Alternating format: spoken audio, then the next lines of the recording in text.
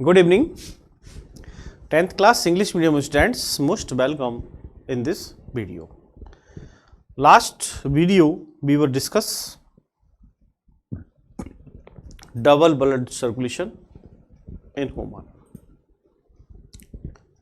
Mechanism of heart. Then today we will discuss blood vessels, blood and live. देखिए बेटा, blood vessels, शायद मैं पिछले टॉपिक में आपको ब्लड वेसल्स कंप्लीट एक्सप्लेन कर चुका हूं. Blood vessels are 3 types, artery, vein and capillaries, जो शायद पिछली वीडियो में मैं आपसे डिस्कस कर चुका हूं 3-4 वीडियो पहले. Difference between artery and veins, artery और वेन में क्या डिफरेंस है ये भी मैं आपको बता चुका. Blood vessels are 2 types. कई बार हम पढ़ते हैं 3 टाइप्स, वही artery, vein and capillaries. Capillaries क्या होती है? माइनर ट्यूब्स होती हैं. तो आर्टरी, वेन आप पढ़ चुके हैं. आर्टरी देखो होती क्या है? Those blood vessels in flow pure blood, oxygenic blood. Oxygen युक्त जो ब्लड है, प्योर ब्लड है, जिन ब्लड वेसल्स में बहता है वो आर्टरीज है. Then opposite veins. वेन्स क्या है? These blood vessels in flow impure blood. जिनमें impure blood यानी CO2 ब्लड फ्लो होता है वो वेन्स है, एंड प्योर ब्लड होता है वो आर्टरीज है. What? Pulmonary artery and pulmonary veins इसके अपोजिट्स होती है. कि जो आर्टरीज है, आर्टरीज में ऑक्सीजन ब्लड है, बट पल्मोनरी आर्टरी में CO2 ब्लड होता है. मीन्स वो हार्ट से लंग्स तक ब्लड को लेके जाती है, वो ब्लड CO2 ब्लड होता है. आर्टरी जो ब्लड को heart to part of body, and pulmonary artery blood को हार्ट टू लंग्स में लेके जाती है. मीन्स आर्टरी के अंदर जो ब्लड होता है वो ऑक्सीजन ब्लड होता है, एंड पल्मोनरी आर्टरी के अंदर होता है वो CO2 ब्लड होता है. ये एक डिफरेंस है. ऐसे ही वेन में, वेन इम्प्योर ब्लड या CO2 ब्लड को part of body to heart में लाती है, जबकि वेन मीन्स वेना केवा या वेन्स इम्प्योर ब्लड, वो इम्प्योर ब्लड को या CO2 ब्लड को part of body to heart, जबकि पल्मोनरी वेन्स ऑक्सीजन ब्लड को लंग्स टू हार्ट में लाती है. तो यहां थोड़ा सा डिफरेंस है कि जितनी भी all arteries flow in pure blood, but pulmonary artery in flow impure blood, CO2 blood. ऐसे ही वेन, ऑल वेन्स या vena cava flow impure blood, CO2 blood, but pulmonary vein in flow pure blood. ठीक है. यदि हम pressure की बात करें, जो आर्टरीज होती हैं उनका ब्लड प्रेशर हाई होता है, ज़्यादा होता है, जबकि पल्मोनरी वेन्स का वेन्स होती हैं उनका ब्लड प्रेशर कम होता है. ऐसा हमने सिस्टोलिक एंड डायस्टोलिक प्रेशर से देखा कि सिस्टोलिक प्रेशर आर्टरी का होता है 120 mmHg, जबकि जो वेन्स होती हैं, वेन्स का डायस्टोलिक प्रेशर 80 mmHg होता है. mmHg मीन्स मिलीमीटर मरकरी या पारा. इसलिए एक ह्यूमन, जो एक हेल्दी ह्यूमन है, हेल्दी ह्यूमन का जो मेजर्ड हम करते हैं ब्लड प्रेशर 120/80 वैल्यू होती है उसकी, 120/80 mmHg. यदि इसकी जो वैल्यू है इसको इंक्रीज हो जाती है तो बीपी हाई, और यदि डिक्रीज होती है तो बीपी लो होता है. ठीक है. इसके बारे में आपको ब्लड प्रेशर में कंप्लीट बता चुका हूं कि किस प्रकार ब्लड प्रेशर को मेजर किया जाता है, वाई स्टेथोस्कोप एंड स्फाइग्मोमैनोमीटर. जो ब्लड प्रेशर को मेजर करता है, आर्म पर जो इंस्ट्रूमेंट लगाया जाता है यहां पर लगाकर, और उसको प्रेशर करके आर्टरी का जो ब्लड है उसको फ्लो बंद कर देते हैं, फिर उस पर प्रेशर लगता है, और वो प्रेशर क्या है स्फाइग्मोमैनोमीटर के अंदर रीडिंग बताएगा कि कितना है, उसको कैलकुलेट करते हैं. कान में लगा के जो सुनते हैं साउंड, वो है स्टेथोस्कोप. स्टेथोस्कोप के द्वारा साउंड को यानी एक तरह से काउंट किया जाता है, वहां से जहां से साउंड स्टार्ट होती है, बंद होती है, वो रीडिंग होती है ब्लड प्रेशर. ठीक है. तो difference between artery and veins ये आपने पहले से पढ़ रखा है. देन अब मैं थोड़ा सा और आगे चलता हूं. ब्लड भी आप कंप्लीट पढ़ चुके. अब यहां एक मैं टॉपिक लेता हूं लिम्फ. लिम्फ है क्या? जैसे आपने ब्लड पढ़ा, ब्लड के अंदर प्लाज्मा पढ़ा, इसी तरह एक टॉपिक है लिम्फ। लिम्फ है क्या? लिम्फ को हिंदी में कहते हैं लसीका, और देखें तो ये अदर फ्लूइड लाइक स्ट्रक्चर है, एक अन्य प्रकार का तरल द्रव है, फ्लूइड लाइक स्ट्रक्चर, लिक्विड है। अब इसका मेन जो काम है वो है, यानी जो फैट होती है, फैट लिपिड, उसको ट्रांसपोर्ट करना होता है, या फिर ऐसे मटेरियल्स, ऐसे मैटर्स जिनका ट्रांसपोर्ट ब्लड के द्वारा नहीं होता, उनका ट्रांसपोर्ट लिम्फ के द्वारा होता है। और वैसे देखें तो हमारी जो ब्लड सेल्स होती हैं, उन ब्लड सेल्स के अंदर पोर्स पाए जाते हैं, उन पोर्स से लिम्फ सेक्रेट होता रहता है, और ये लिम्फ ट्यूब्स में चल जाता है, और हमारी बॉडी के अंदर पूरा एक सिस्टम होता है, एक नेट बन जाता है, और जिसके द्वारा जो लिम्फ है वो ट्रांसपोर्ट होता है। तो देखिए बेटा, लिम्फ एक छोटा सा टॉपिक है, इसको आपको ध्यान देना है, यहां भी छोटा सा ही मिलेगा। There is another type of fluid also involve in transportation, यानी जो लिम्फ है ये एक प्रकार का तरल द्रव है जो ट्रांसपोर्टेशन में एक तरह से हेल्प करता है, इन्वॉल्व करता है। दिस इज कॉल्ड लिम्फ और टिश्यू फ्लूइड, जिसे लिम्फ भी कहते हैं, इसे तरल द्रव भी कहते हैं। Through the pore present in the walls of capillaries some amount of plasma. तो ये जो एक तरह से ब्लड वेसल्स होती हैं, ब्लड वेसल्स के अंदर पोर पाए जाते हैं, कैपिलरीज के पोर, उनसे जो है लिम्फ है वो सेक्रेट होता है। थ्रू द पोर यानी छिद्रों के द्वारा, present in the walls of capillary, जो कैपिलरीज की बाल्स है उनमें पोर प्रेजेंट होते हैं। सम अमाउंट ऑफ प्लाज्मा, जिससे plasma, protein and blood cells escape into intercellular space in the tissue to form the tissue fluid और lymph. तो देखिए बेटा, कैपिलरीज की वाल्स है, उनमें छिद्र पाए जाते हैं, पोर पाए जाते हैं, उनसे plasma, protein and blood sales एक तरह से होती है। ये सब मिलकर क्या बनाती है? अंतर कोशिकीय स्थानों के अंदर, जो सेल्स के अंदर इंट्रासेल्युलर स्पेस है, उनमें आकर ये पदार्थ फट जाते हैं, इसको क्या कहते हैं? लिम्फ कहते हैं। It is similar to the plasma, और यह प्लाज्मा के समान है। It is similar to the plasma of blood, जो रक्त का प्लाज्मा है उसके सिमिलर है। व्हाट? कलरलेस, लेकिन रंगहीन है। And contains less protein, contains less protein. Lymph drain into lymphatic capillaries, और जो लिम्फ है वो एक तरह से ड्रेन होता है, यानी गिरता है कहाँ? लिम्फेटिक कैपिलरीज यानी लसीका वाहिनियों में। फ्रॉम द इंटरसेलुलर स्पेस, जो अंतर कोशिकीय स्थान है। इंट्रासेलुलर स्पेस का मतलब होता है सेल्स के अंदर एक तरह से स्पेस है, उसको कहते हैं। Which join to form large lymph vessels, और ये जो लिम्फ है ये लार्ज लिम्फ वेसल, बड़ी लसीका वाहिनियों से जॉइंट हो जाता है। That finally open into the larger when, और फिर ये बड़ी जो एक तरह से वेन है, लार्जर वेन, उससे कनेक्ट होता है। लिम्फ कैरीज, क्या काम करता है लिम्फ? देखो, lymph carries digested and absorb fat from intestine and drain access fluid from extra cellular space back into the blood. तो एक तरह से लिम्फ का जो फंक्शन है,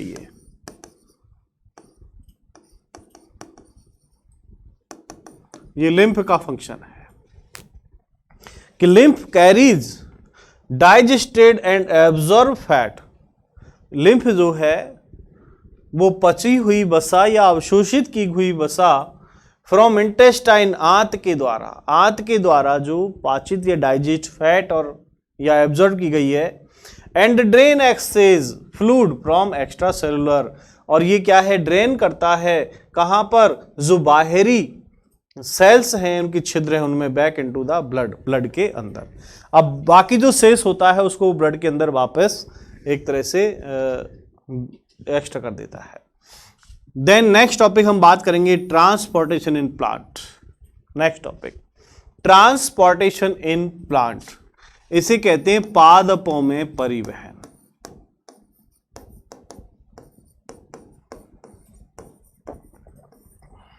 देखिए बेटा, ट्रांसपोर्टेशन इन प्लांट, इसको हम दो टॉपिक में डिवाइड करके पढ़ेंगे।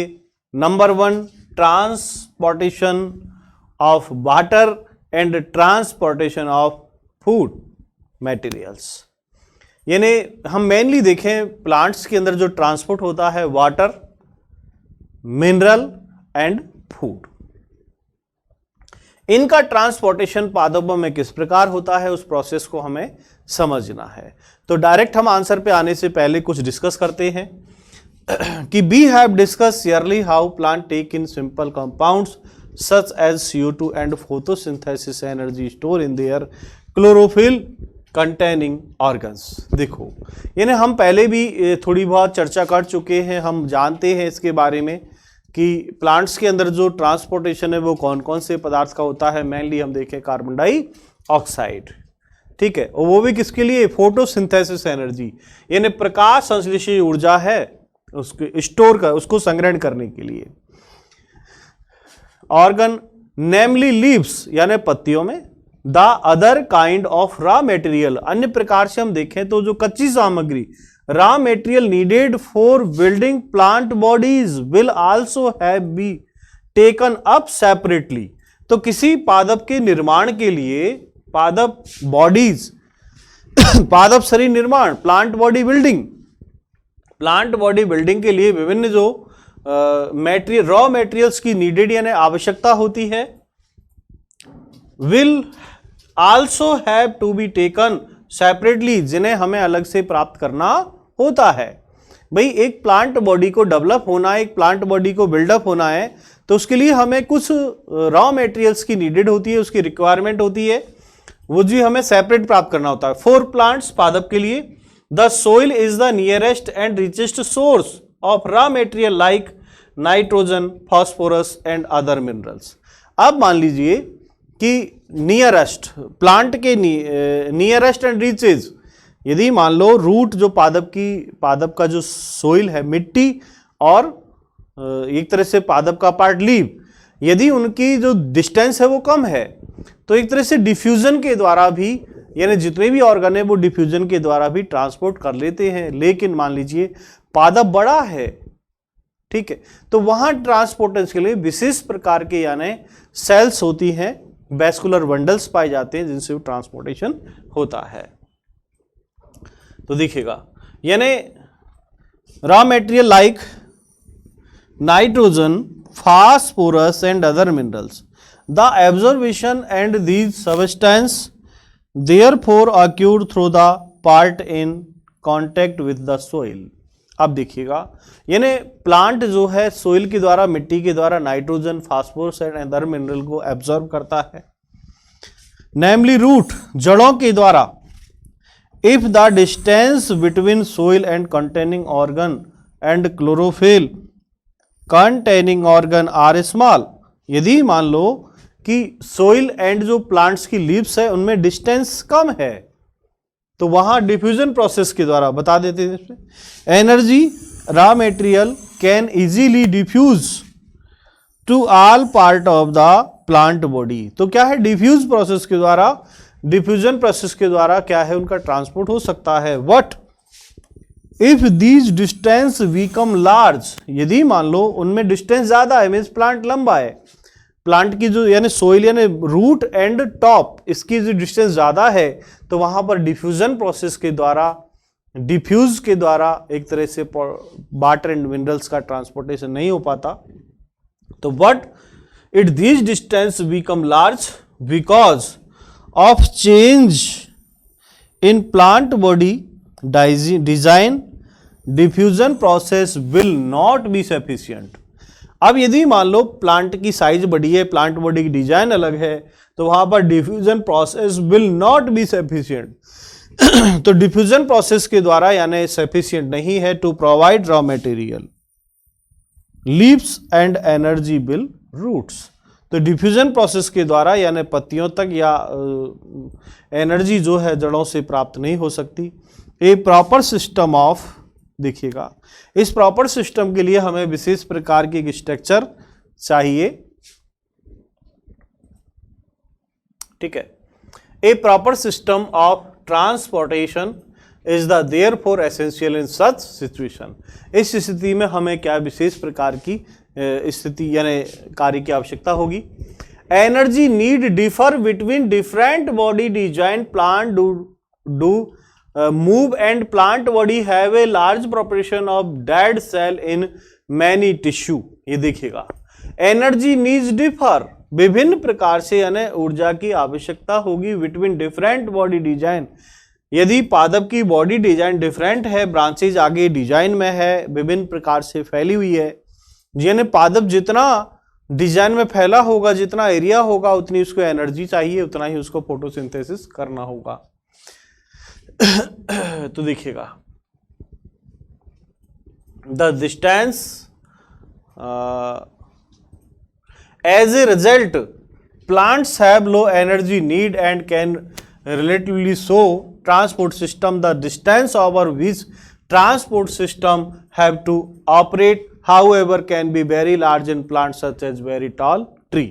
यानी पेड़ जितना लंबा होता है प्लांट उतना लंबा, तो इसके लिए यानी एक तरह से जो ट्रांसपोर्टेशन करना है, रॉ मटेरियल को अवेलेबल कराना है, उसके लिए एक विशेष सिस्टम मेंटेन करना होता है। ठीक है, plant transport system will move energy store from leaves and raw material from the root.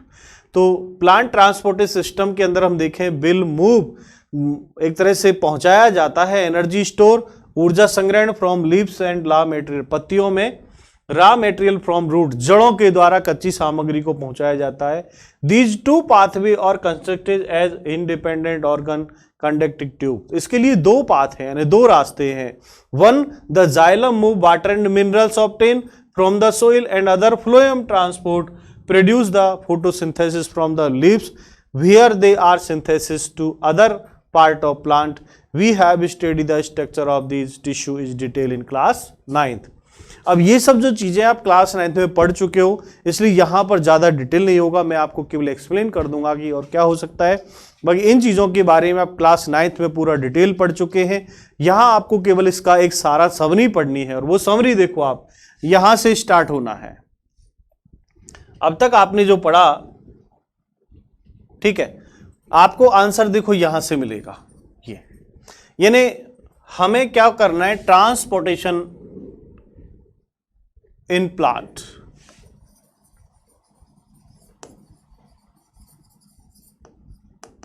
Transportation in plant. तो ये दो तरह से होता है। नंबर एक, transportation of water and mineral, ठीक है, और सेकंड जो है ट्रांसपोर्टेशन किसका होगा, फूड का होगा। तो यहां हम देखें दो प्रकार के दो पाथ हैं। Number one, xylem, then second phloem. बस इनके बारे में हमें थोड़ा सा डिटेल में जाना है। तो सबसे पहले आप यहां देखें कि these two path of constructed as independent organ conducting tube. One, the xylem move water and mineral obtain from the soil. जड़ों के द्वारा वाटर एंड मिनरल प्राप्त किया जाता है, ठीक है, पहला मार्ग। एंड अदर, दूसरा पाथ देखिएगा, phloem transport product of photosynthesis from the leaves where are synthesis of other part of the plant. देखिएगा, तो पहला जो पाथ है वो जाइलम के लिए है, दूसरा पाथ है वो फ्लोएम के लिए है। देन अब पहले नंबर पे आ जाते हैं हम, ट्रांसपोर्ट ऑफ वाटर, और वाटर के साथ हम मिनरल भी पढ़ेंगे इसके अंदर। तो नंबर वन, इन जाइलम टिश्यू, जो जाइलम ऊतक है, जाइलम टिश्यू, तो जाइलम टिश्यू के अंदर हम देखें तो 4 प्रकार के एक तरह से एलिमेंट्स होते हैं जाइलम के अंदर, जिन्हें हम कहते हैं vessels and tracheids. Vessels, tracheids, xylem parenchyma and xylem fibre, 4 प्रकार के इनके अंदर एलिमेंट है। उसमें वेसल्स एंड ट्रैकेड्स मेन काम करते हैं। तो इन xylem tissue, vessels and tracheids of root, stem and leaves are interconnected to form a continuous system of water conducting channel is reaches all part of the plant। देखिएगा, यानी xylem जो tissue है ऊतक, उसकी बेसल्स और ट्रैकेट इस प्रकार एक चैनल बनाते हैं जिसके द्वारा क्या है कि मिट्टी से यानी वाटर एंड उसके साथ मिनरल्स की भी बात करूंगा, वो सब एब्जॉर्ब होते हैं। At the root cells in connect with the soil actively take ions. These created a difference in the concentration of these ions between the root and soil water therefore। तो देखिए बेटा, यहां पर जो ट्रांसपोर्टेशन ऑफ वाटर है, इस प्रकार ये जाइलम के द्वारा इसका ट्रांसपोर्ट होता है, जिसमें वाटर के साथ मिनरल्स ये भी ट्रांसपोर्ट होते हैं। Moves into the root from the soil eliminate this difference। This means that there is a steady movement of water into root xylem creating a column of water that steadily push upward। तो देखिएगा, यानी xylem के द्वारा जो है water and जो minerals है वो एक तरह से कॉलम की तरह, यानी एक के बाद एक चैनल की तरह वो ऊपर खिंचता हुआ जाता है, चाहे वो पानी का क्या है, एक तरह से वेपोरेशन हो। वेपोरेशन देखिए आप इस डायग्राम के अंदर देखो, ये आप समझ पा रहे हैं movement of water during transportation in tree. ये एक ट्री है और ट्री के अंदर देखें आप, ये रूट वाला पार्ट है और रूट से क्या है, यहां से वाटर एंड मिनरल्स,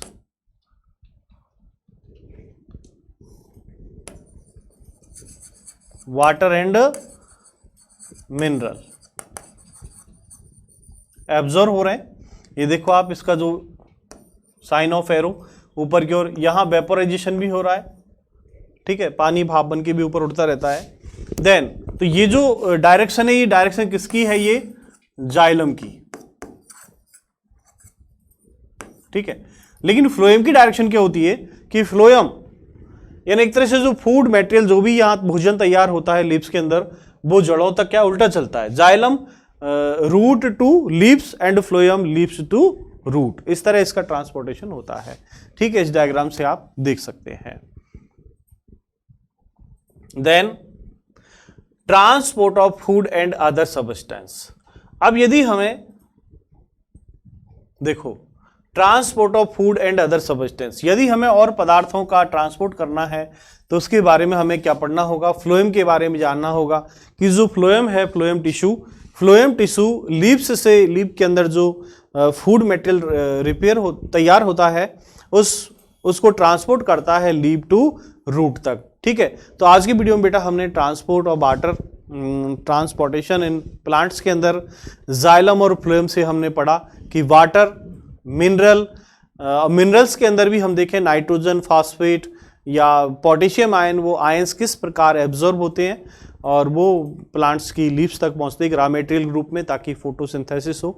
फोटोसिंथेसिस से जो एनर्जी प्रोड्यूस होती है, वो energy leaves to stem, root तक किस प्रकार फ्लेम से पहुंचती है, इस सब के बारे में आपने पढ़ा। आज की वीडियो में इतना ही। Thank you for watching. बाकी नेक्स्ट वीडियो में आपको